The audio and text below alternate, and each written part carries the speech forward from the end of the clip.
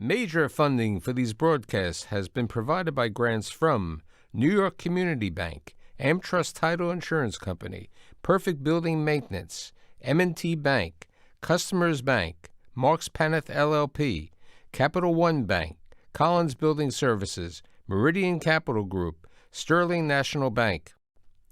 Additional support has been provided by grants from AKA Hotel Residences, Corman Communities, Ariel Property Advisors, Amarant Bank, Bank of America Merrill Lynch, Briarwood Organization, Chase Commercial Mortgage, Chase Commercial Term Lending, Citizens Bank, Dime Community Bank, Douglaston Development Levine Builders, Flushing Bank, Friedman LLP, Handler Properties LLC, Handler Real Estate, Hodges Ward Elliott Inc., Investors Bank, James D. Kuhn Real Estate Institute at Syracuse University, Keysight Capital Partners, Matone Group LLC, New Banks, Newmark Knight Frank, Ocean First Bank, Optimum Window Manufacturing Corp., People's United Bank, Rockefeller Group, Rosewood Realty Services, Stonehenge NYC, SVN CPEX Real Estate Services, Terra CRG, the Marengo Family Foundation, and these friends.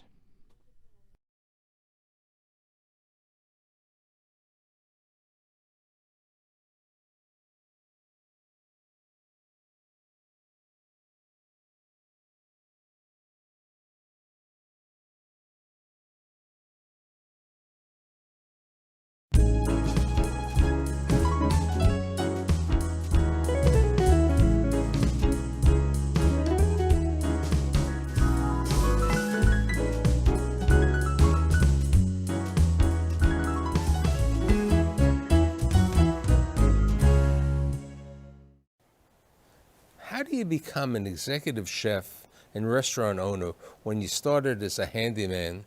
You lived in 6 European cities, you lived in a couple of other places, you get expelled from high school.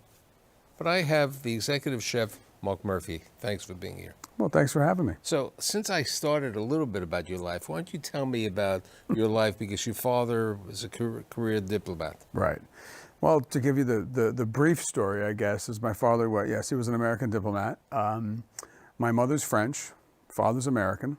I was born in Milan. My brother's a little older than I am. He came out before me, and that's when my father was stationed in Buenos Aires in Argentina. So after Milan, we lived there for a little while. I was very young. We moved to Paris. My father was stationed in Paris. And after Paris, we moved from there to Villefranche in the south of France. My father was the consul general in Nice. And that was about 3 years there. Was it 3 years? Yeah. Then we moved to Virginia. My father had to go work at the State Department in Washington, D.C., so we lived on the outskirts, because back then nobody actually lived in Washington, D.C. Everybody lived on the outside of Washington, D.C., so we were there for 3 years. Then my father was transferred again, but he was actually, through the State Department, he was part of the NATO Defense College in Rome, outside of Rome in Aor, so we moved there for 6 months, and then my father was then stationed in Genoa, which is in the northern part of Italy, where I went to school for a little while, but then was shipped off to boarding school back to Rome. And then my father was then stationed in Rome, but it was a good idea to ship me now to New Hampshire to go to school until they didn't want me there anymore. When I was young and we were living in France, I was going to French schools. Everything was in French. I grew up speaking French and English.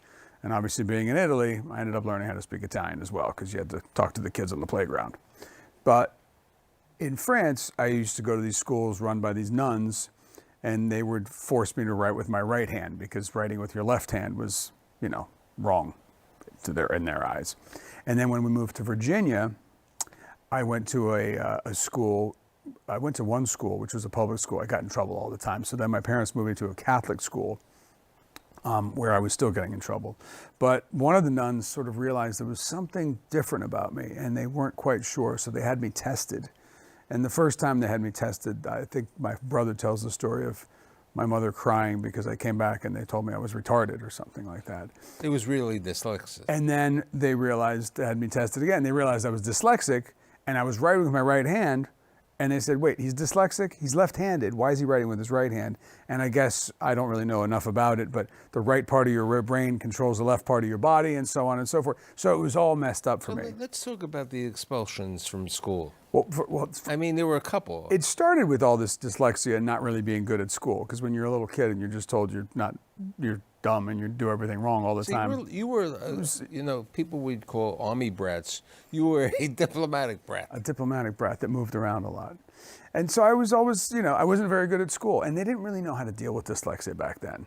But what I did do when I was in school in Rome at a boarding school there, went to the Notre Dame International School, and I can remember the principal handing me my diploma and saying that it was a gift. The only reason he was giving it to me because he never wanted to see me again. So I guess I was sort of kicked out of 8th grade. Right, but then you came back to America in the Freeburg. Well, the reason I came back to America is because my father knew somebody. Actually, the first school I went to was called Proctor Academy in Andover, New Hampshire. And they sent me there because they said that they had a good program for kids with learning disabilities. So they shipped me off to New Hampshire, Andover, New Hampshire. And that lasted about 2.5 years until one day for Christmas vacation, my parents were still living in Rome. They put me on a plane to go back to Rome for Christmas holidays. And while I was on the plane, the headmaster of the school called my father and said, don't bother sending him back. We're going to mail all his stuff back. He's been kicked out. So I get off the plane in Rome, and my father was very upset with me, and he told me that the school had called in the middle of the night because they didn't know there was a time difference, I guess, and woke him up and told him that there was no reason to send me back because I was kicked out. So let's talk about when you finished high school.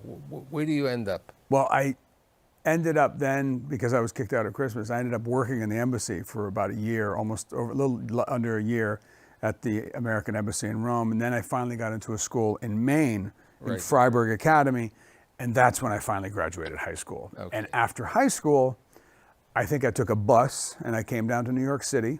Now, your brother was older, a computer nerd, as you said. Okay. Exactly. My brother's older. He works in the computer business. But at the time, I think he was going to Columbia University, and he was working as a waiter and living with his girlfriend at the Schwab House.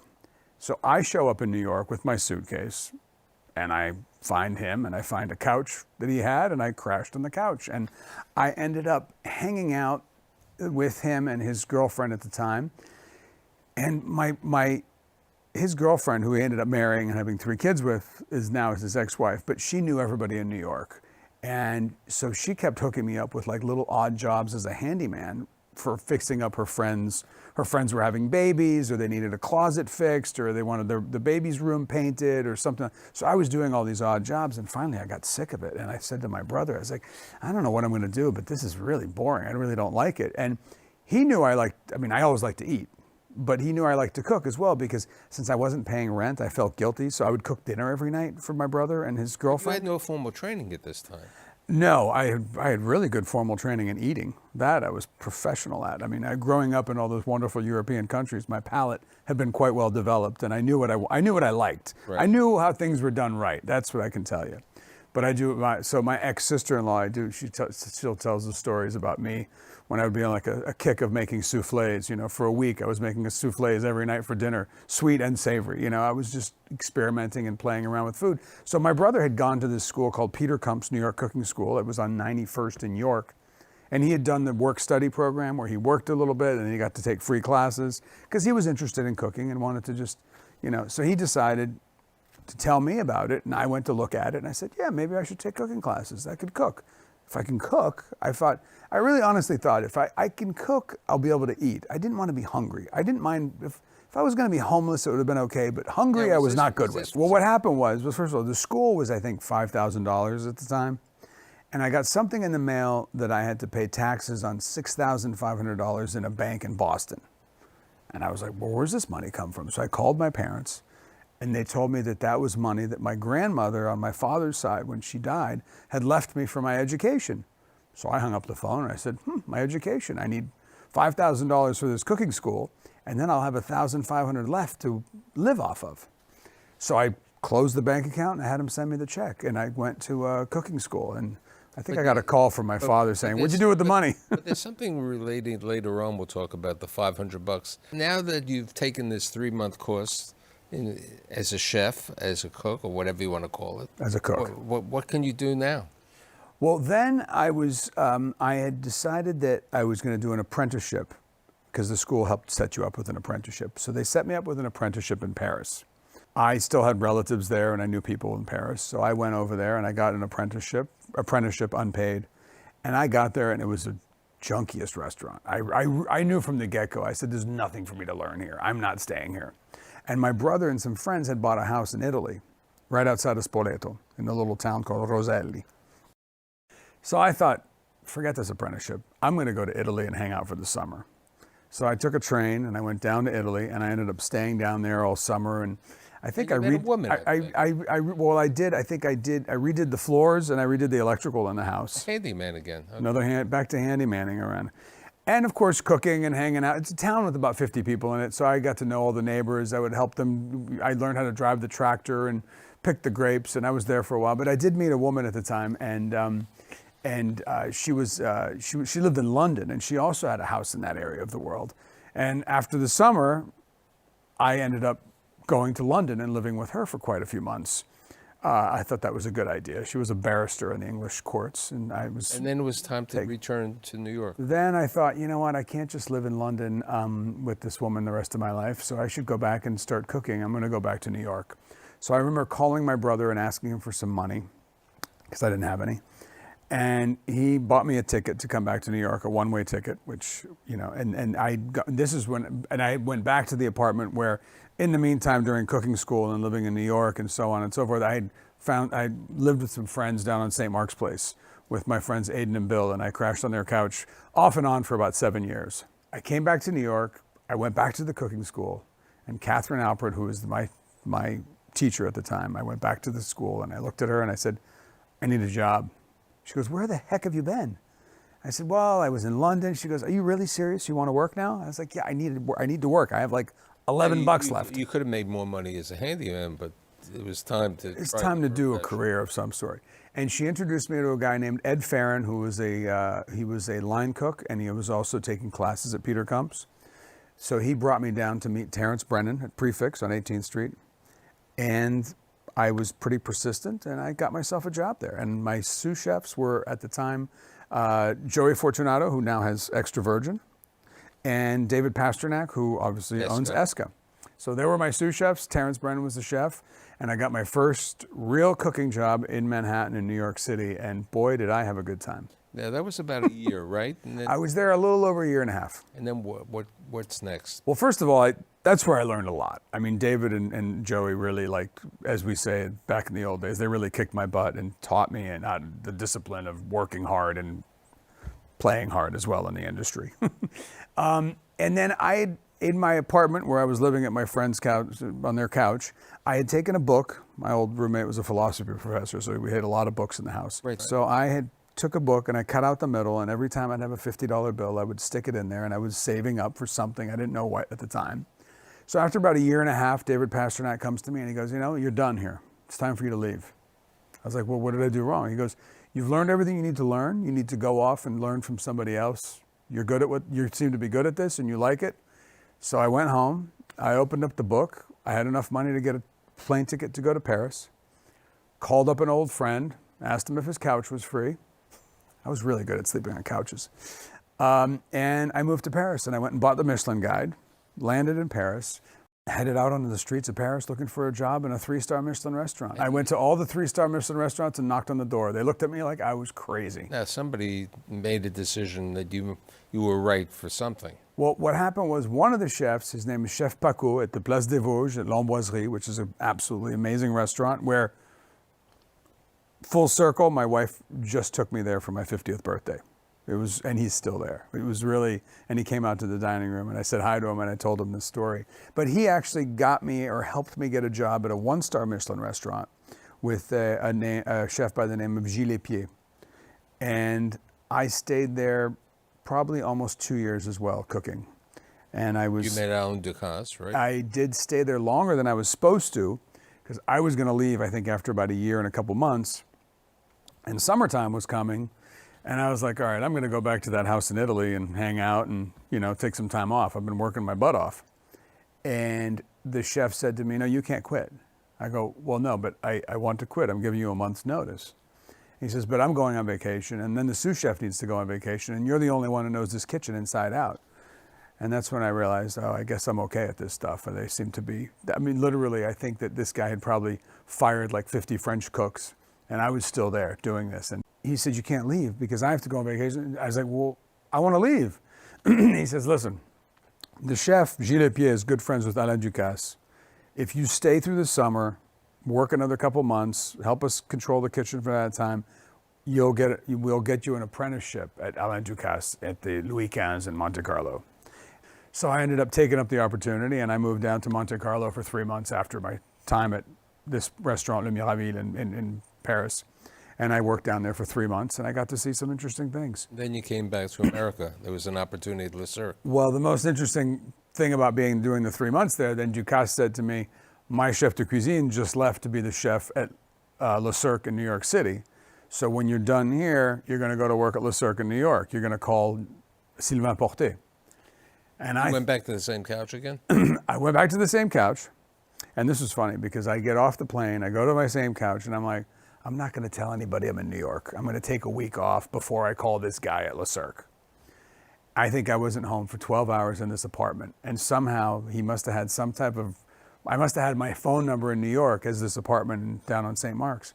And the phone rings, and there's this French guy on the phone who sounds irate. And I said, hello? And he starts saying, whoa, he starts telling me in French, where are you? You're supposed to be at work. And I'm like, who is this? It's like, this is Sylvain Portet from Le Cirque. You're supposed to be at work. So I had to rush to Le Cirque, and he's like, all right, well, why didn't you call? You got here, and you're supposed to come to work. Ducasse sent you to work here.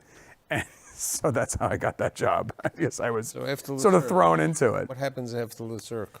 Oh, Le Cirque, I was there for quite a while. I worked my way through entremetier, poissonnier, saucier. I worked my way up, and I think Joey Fortunato called me again, and he says, I'm opening a restaurant for Drew in Tribeca, and it's called Layla. It's a Middle Eastern Mediterranean restaurant in Tribeca.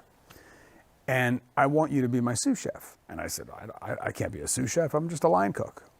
And he goes, I think you've worked, you know your way around the kitchen, you can be my sous chef. So I ended up leaving Le Cirque and becoming a sous chef at Layla. That's where I met another gentleman by the name of George Mazeroff. George Mazeroff was the consulting chef for Drew. Well, he was the consulting chef at Layla first. That's where I got to meet him. So I worked at Layla for about 6 months, and after the consulting chef George had left, he got another job being the back of the house general manager of Windows on the World. Because after the first bombing, they were going to reopen it. Joe Baum and David Emio were reopening Windows on the World. And after I was at Layla, George calls me up, and he goes, I have a new job for you. And I said, well, I have a job. He goes, I want you to be the chef of the Cellar in the Sky on top of the World Trade Center. And I said, well, I'm not a chef, I'm a sous chef now. I'm just figuring out how to do this. And I said, no. And then a couple weeks later, he called me back and he says, Mark, I need to talk to you. I was like, well, I don't want it. And I turned him down again. So the third time he calls me up, he goes, we're meeting downtown, we're gonna have coffee or tea, something or other. We get downtown, he takes me in an elevator, we go up to the 106th and 107th floor of the World Trade Center, and he goes, you see this kitchen? This is your kitchen. This is the chef of the Cellar in the Sky's kitchen. And up here, this is the Cellar in the Sky dining room. This is your job. And he hands me a piece of paper with the salary that he wanted to pay me.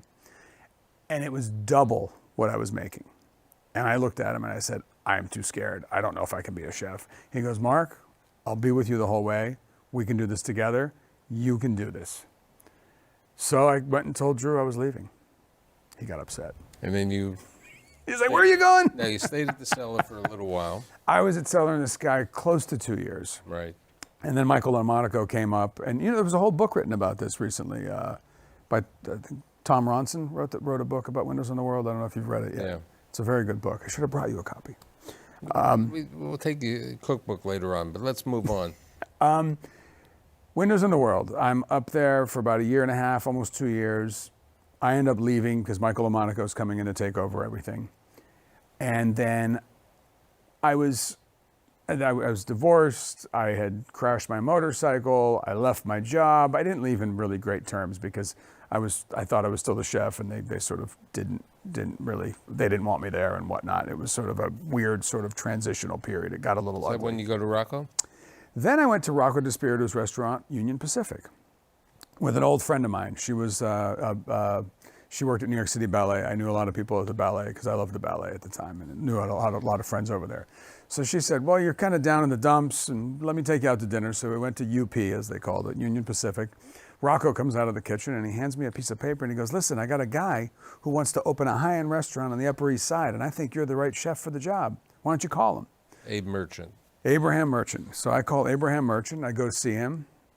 He tells me about the project. I'm interested. We strike a deal. I'm now the chef at a restaurant on the Upper East Side called La Fourchette, which I was very worried about because I thought it rhymed with something luff or something else, which could have been terrible if it didn't work out well. Okay. Then it took a long time to get the construction going, so I ended up opening up for him another restaurant before that called Café Milou on 7th Avenue South. It was a 24-hour bistro. So I opened that up. It went pretty well. And I was just about to leave. After 9/11, I helped Abraham reopen Southwest because it was in the World Financial District. I was just about to leave New York. I was going to go hang out with a friend of mine in San Diego. I was going to get on my motorcycle and travel south and take a right and go all the way to San Diego. But Abraham calls me back and he hands me some money and he says, I need you to reopen Southwest. And I said, okay, I'll do it, but I'm only staying for 3 months. Within those 3 months, I ended up re-meeting this woman named Pamela. She came down to see me.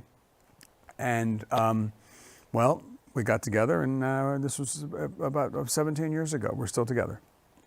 At the time, we were dating. We ended up taking a trip for 3 months through Europe, saw a lot of my family and friends, came back, and then we decided, let's get married, let's have kids, and let's buy a little building in Tribeca and open Landmark in Tribeca. Okay.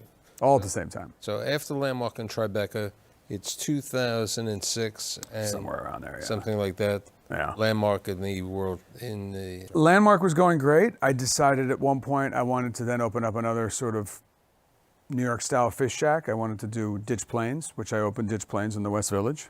I had that, it was there for 12 years. While that was happening, people from the Time Warner Center called me. They wanted a Landmark restaurant in the Time Warner Center. Right, 300 seats. So 300 seat restaurant, very, almost over 10,500 square foot restaurant. That went very well. I was there for 12 years as well. I just recently closed that one. In the midst of all that, I got a deal with a publisher and I wrote a cookbook. And I wanted to write a cookbook that people could cook out of. You know those cookbooks that are recipes are 6 pages long? I think people usually just put those books away. I've always been about, been in the restaurant business and like caring for people and cooking for people and taking care of people. And I thought I wanted to write a cookbook that, one, anybody could buy, two, they could find the ingredients anywhere. It wouldn't be that complicated. And I wanted to write it, so it's called, Seasoned with Authority for the Confident Home Cook. So how'd you get on the Food Network? During all that time, I remember at one point when we had at least 3 or 4 restaurants going, I had an assistant who worked for me. She handed me a DVD and she said, the Food Network wants you to go do this pilot, and they sent me they want you to do the first season, and here's the pilot. And I watched the pilot, and I was like, sure, I'll go do this thing. It's called Chopped. Chopped, right. And I had done things on the Food Network here, that little things, like not much, but I guess they knew me a little bit. And this was probably 12 years ago, 11 years ago. We've been on the air for almost over 10 years now.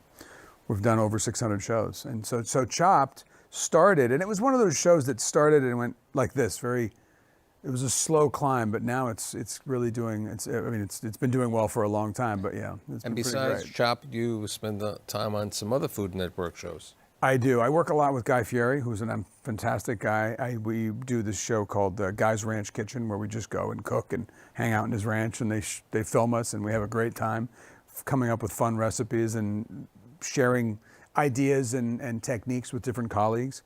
Also, actually next week I'm flying out to California. We're going to shoot. He has another show called Guy's Grocery Games, and I sometimes compete on that, or I judge, and I have a good time hanging out there doing his show as well.